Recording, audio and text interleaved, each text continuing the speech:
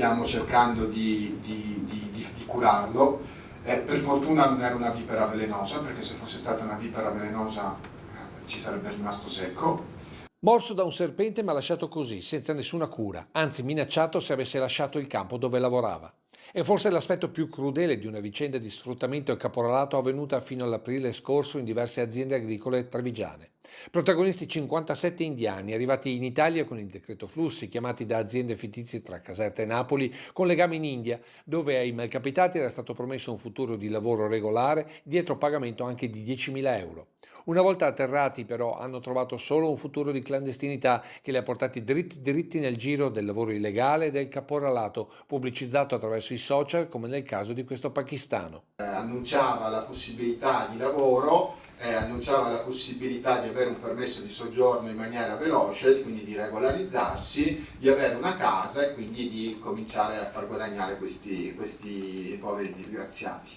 57 quelli finiti dentro questa casa di Negrisia di Ponte di Piave, dove venivano prelevati alle 5 del mattino per essere scaricati sui campi di radicchio tra le vigne di Prosecco e dove lavoravano per 5 euro a cassone riempito fino alle 10 di sera, quando i gregari del caporale venivano a prenderli per scaricarli nuovamente davanti alla casa di Negrisia, ma anche su quest'altro casolare in mezzo alla campagna di Oderzo. Poco o niente da mangiare, niente acqua calda, niente luce, una vita quasi da bestie, scoperta quasi per caso dalla CGIL, quando alcuni di loro sono finiti a Latina ed hanno incontrato la stessa sindacalista di Satma Singh, il bracciante morto per l'amputazione di un braccio mentre lavorava in nero. Una volta avuto il contatto con loro, naturalmente parlando lei Punjabi, ci ha segnalato il caso.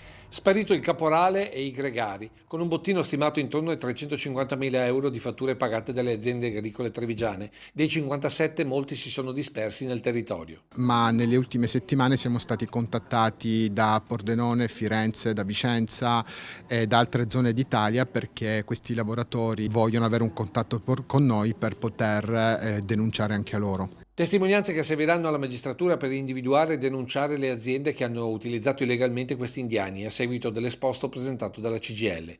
Sindacato che chiede giustizia per questi lavoratori truffati e sfruttati in un territorio che paradossalmente ha bisogno di loro, ma regolarizzati. La Bossi-Fini non consente il rilascio di permessi di soggiorno se non stai lavorando, ma a volte si crea il cortocircuito che vediamo e servirebbe un permesso di soggiorno per ricerca di lavoro.